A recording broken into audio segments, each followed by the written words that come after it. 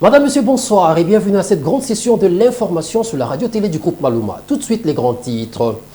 En sa qualité de commandant suprême des FARDC de la police nationale congolaise, le chef de l'État Félix-Antoine Tshisekedi Tshilombo a présidé ce lundi 6 janvier la cérémonie des passations de commandement des chefs d'état-major des FARDC entrant et sortant au camp Kokolo. Et puis après la pluie, c'est pas les beaux temps, mais les déluges à Kinshasa. La pluie qui s'est abattue ce lundi dans la capitale a paralysé les routes inondées par des eaux de pluie. La suite dans le corps de ce journal. Encore une fois de plus, bonsoir. Ouvrons ce journal avec cette nouvelle mentionnée dans la vitrine. En sa qualité de commandant suprême des FARDC de la police nationale congolaise, le chef de l'État, Félix-Antoine Tshisekedi Tshilombo, a présidé ce lundi 6 janvier la cérémonie des passations de commandement entre les chefs d'état-major des FARDC entrant et sortant au camp Kokolo. La suite dans son reportage.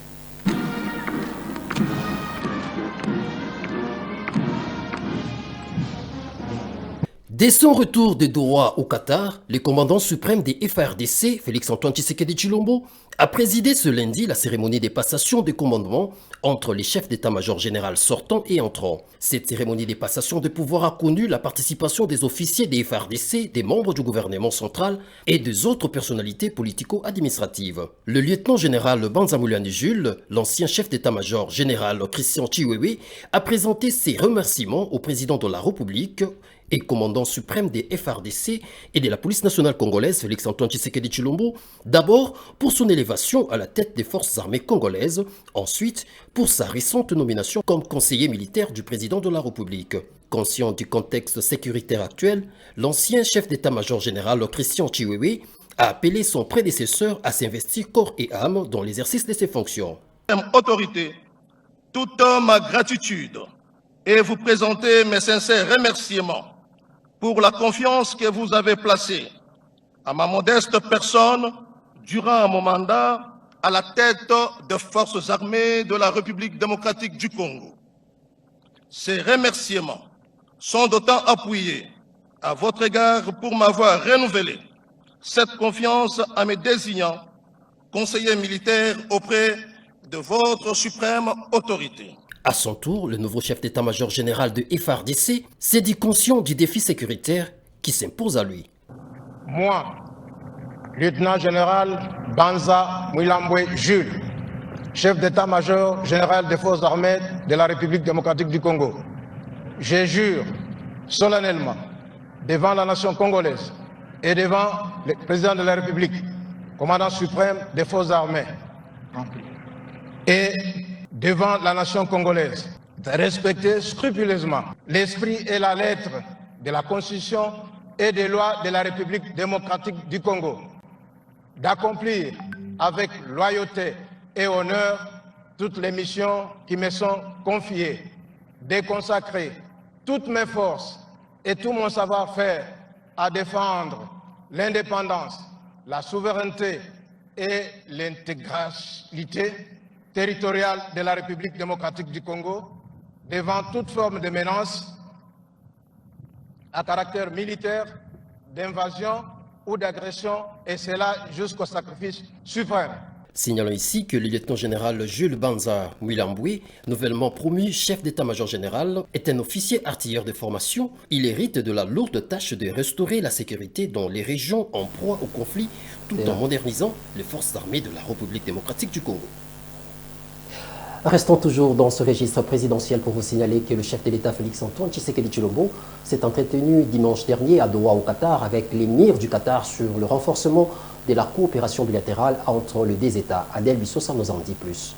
Lors de son séjour de 24 heures à Doha, le chef de l'État congolais Félix Tshisekedi s'est entretenu avec le Mir des Qatar, son Altesse Cheikh Tamir bin Hamad Al Thani, sur les renforcements de la coopération bilatérale entre leurs États, notamment les opportunités d'investissement en RDC. Les deux dirigeants ont également abordé la question de la paix et de la stabilité dans le monde. Les relations entre nos deux États sont récentes et il est impératif de les entretenir, a indiqué Madame Valérie Lusamba, ambassadrice de la RDC au Qatar. Vous vous souviendra qu'au mois de mars dernier, notre chef d'État était ici au Qatar. Peu de temps après, il s'en est suivi que Qatar Airways a commencé à voler directement chez nous à Kinshasa. Donc, vous l'avez aussi remarqué que juste après le tête-à-tête que les deux chefs d'État ont eu, le ministre de la Défense, Cheikh Saoud, a pris le temps de venir présenter ses civilités à notre chef d'État. Et donc, ceci, c'est juste pour vous montrer que les relations entre ces deux pays sont importantes des deux côtés et elles sont appréciées des deux côtés. Après cet entretien, le chef de l'État congolais a également accordé une audience à M. Saoud Al-Thani, vice-premier ministre et ministre qatari de la Défense. Rien n'a filtré de cette séance. Après son retour au Qatar, le président de la République, Félix-Antoine Tshisekedi Tshilombo, est attendu mardi à Accra, au Ghana, où il devra participer à la cérémonie d'investiture du président ghanéen élu, John Dramani Mahama. Nous allons y revenir dans nos prochaines éditions, allais-je dire. Changeons de chapitre à présent pour parler de la sécurité. Au moins 70 Kuluna ont été transférés à Angenga dans le cadre de l'opération Ndobo lancée par le gouvernement central, à la suite avec Daniel Kitengi. Après les transferts samedi d'un groupe de 57 bandits urbains à la prison d'Angenga, dans la province de Mongala, 70 autres ont quitté Makala dimanche 5 janvier 2025 pour la même destination. Cette action s'inscrit dans le cadre de l'opération Ndobo, initiée par le gouvernement pour éradiquer le banditisme urbain dans les grandes villes de la République démocratique du Congo. C'est le ministre d'État chargé de la justice et des gardes des Sceaux, Constant Moutamba, qui a supervisé l'embarquement de ces délinquants. S'adressant à eux, le ministre exprime son inquiétude face à ces phénomènes. En décembre dernier, plusieurs Kuluna ont été condamnés à mort à l'issue d'audiences foraines organisées dans les tribunaux de Kinshasa. Ceux n'ayant pas atteint l'âge de la majorité ont été confiés aux tribunaux pour enfants où ils seront également jugés et condamnés. De nombreux Kinois saluent l'efficacité de l'opération Ndobo, qu'ils considèrent comme une réponse adaptée pour réduire l'impact du banditisme dans la capitale congolaise. Toujours dans ce même chapitre sécuritaire, sachez que 3 ressortissants chinois ont été arrêtés avec des lingots d'or et une importante somme d'argent par les services de sécurité du Sud Kivu. Adèle Bissosa nous en dit un peu plus. Ces Chinois accusés d'exploitation illicite de minerais au sud Kivu ont été retrouvés dans une Jeep sur la route menant au site minier des Karebo en territoire de Walungu. Lors de leur présentation devant la presse, le gouverneur de province Jean-Jacques Pourouzi a précisé avoir trouvé sur eux plus de 10 lingots d'or et une somme de 800 000 $ américains. Il a félicité les éléments des services de sécurité avec la délégation du gouvernement pour cette opération et a rassuré cependant qu'il va continuer à traquer tous les exploitants illégaux de minerais.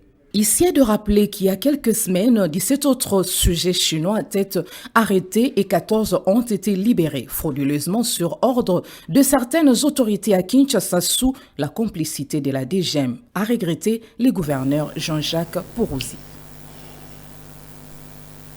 Parlons santé à présent. 1400 cas, dont 40 décès des suites de choléra, ont été enregistrés dans les zones de santé de la province du Haut-Katanga, nous dit Grace Senkoui dans ce reportage.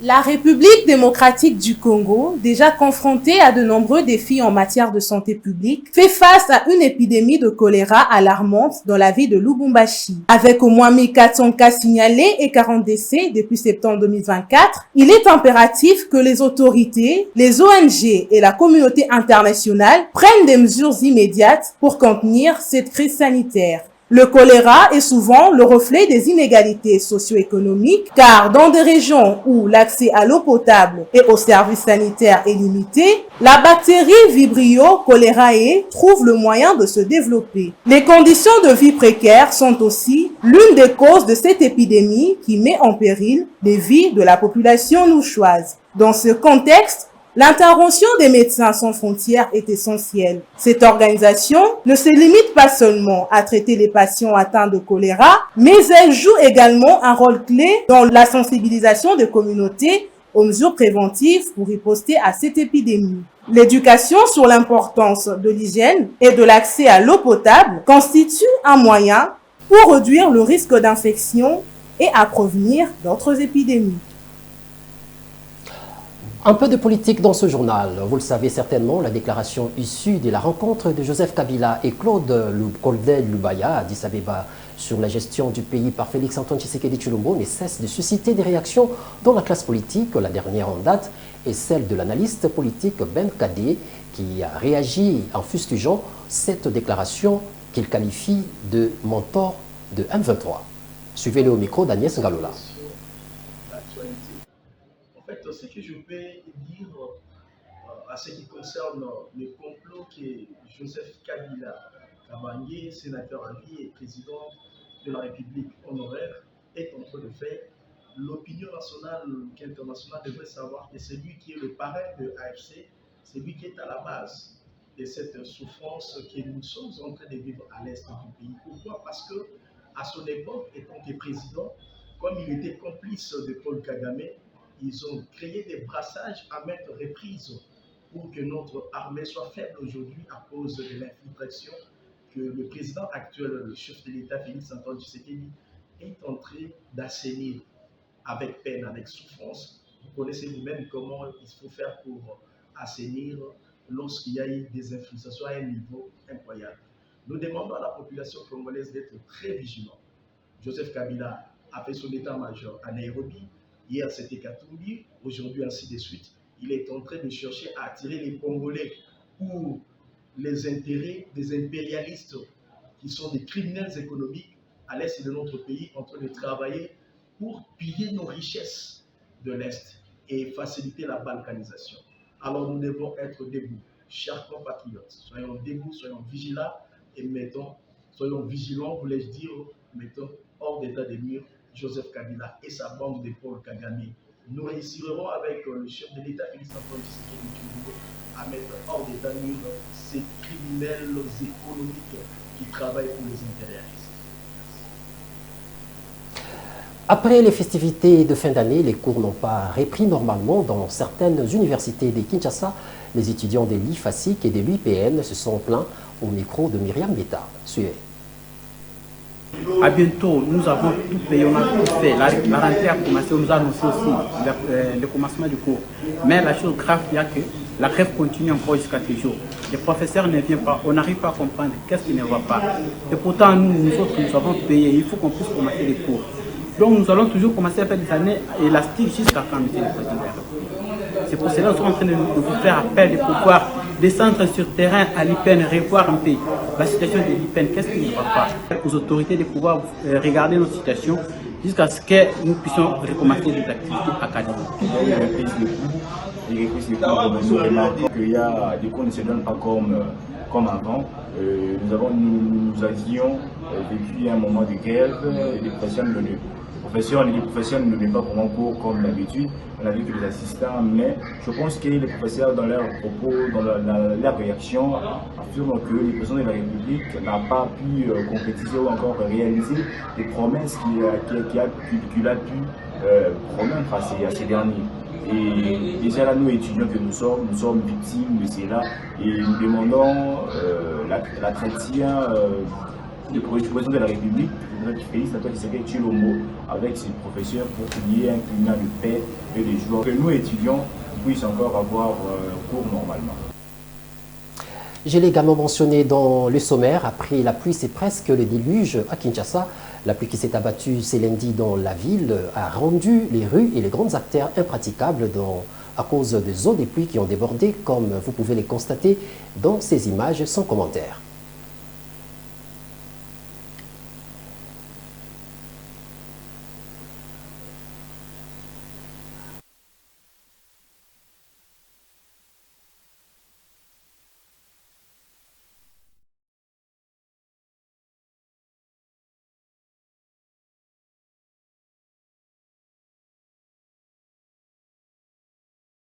Presque toutes les rues de la capitale. Nous allons y revenir avec force et détails dans nos prochaines éditions. Parlons sport à présent. La Coupe du Congo a changé de dénomination. Elle s'appelle désormais la Coupe du Président sur décision de la FECOFA, nous dit Percy de Diata.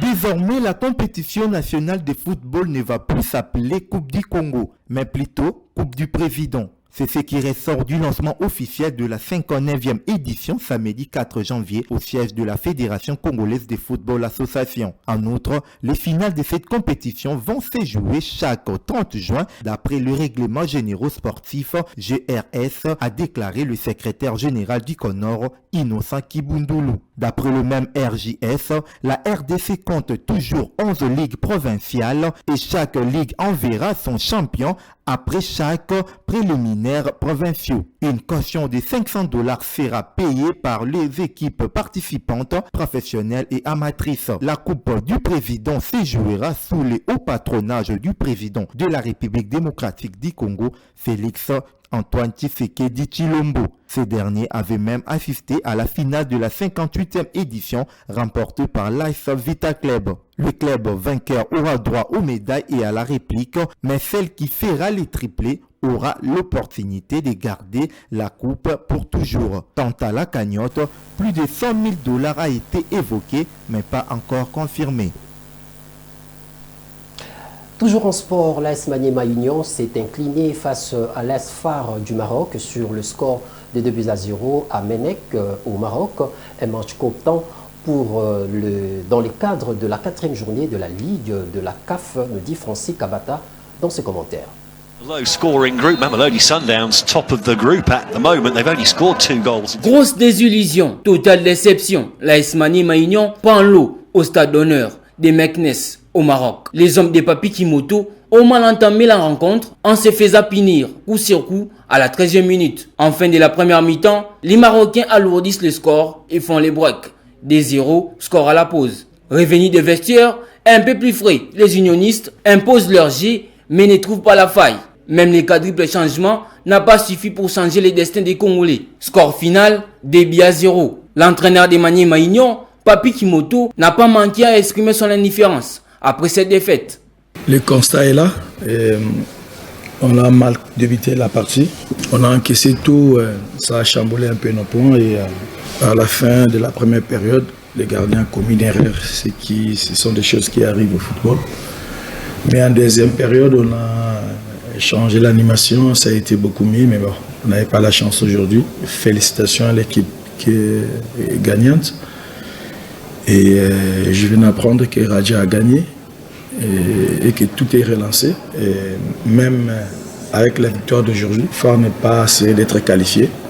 Comme je dis hier, ça va se jouer jusqu'à la fin. Nous, tant qu'il y a la vie et l'espoir. Bien que fragilisé par cette défaite, l'AS Maniema Union reste vivant et affrontera Mamelodi Sundowns le 11 janvier 2025 au Stade des Martyrs. Keeper completely fooled. En dehors de nos frontières, le Premier ministre canadien Justin Trudeau a finalement démissionné de ses fonctions après une longue crise économique dans ce pays, nous dit le reporter de France 24. Au Canada, Justin Trudeau fait face à la plus grave crise politique depuis son arrivée au pouvoir il y a 9 ans. Mi-décembre, la vice-première ministre démissionne et donne encore plus de poids aux désaccords de plus en plus bruyants sur la manière dont le chef du gouvernement appréhende la guerre économique qui se profile avec les États-Unis. Considéré comme le responsable de la forte inflation dans le pays et de la crise du logement et des services publics, Justin Trudeau ne semble pas prêt aux yeux de l'opinion canadienne à faire face aux menaces de Donald Trump qui promet d'imposer 25% de droits de douane au Mexique, mais aussi au Canada, dès son retour à la Maison-Blanche. Minoritaire au Parlement, affaibli par le retrait de son allié de gauche, fragilisé par le mécontentement au sein de son propre parti libéral, le Premier ministre canadien qui avait annoncé son intention de se représenter accuse, dans les sondages, un retard de 20 points sur son rival conservateur, Pierre Poilievre. Les images de 2015 qui célébraient un jeune dirigeant multilatéraliste et populaire semblent bien loin. Les prochaines élections fédérales sont attendues d'ici octobre.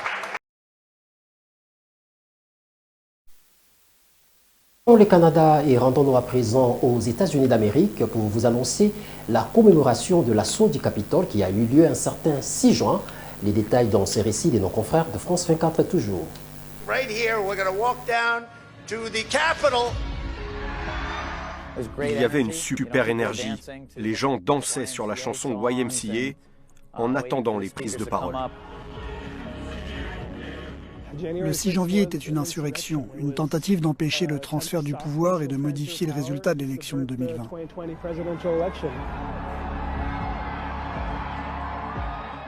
Les gens sont venus pour protester contre le vol de l'élection. Ils priaient sur la pelouse, des policiers du Capitole en ont laissé rentrer certains, d'autres ont tiré des munitions sur une foule pacifique qui priait.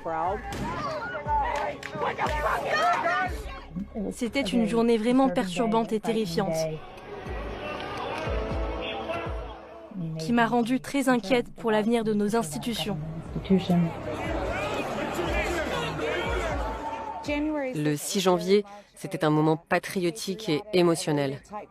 Ça correspond à la définition du terrorisme. Ça a été un jour très sombre pour l'Amérique.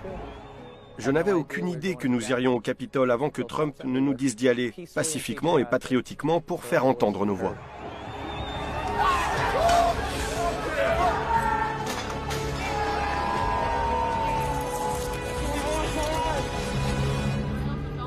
Brandon Fellows fait partie des January Sixers, ceux du 6 janvier.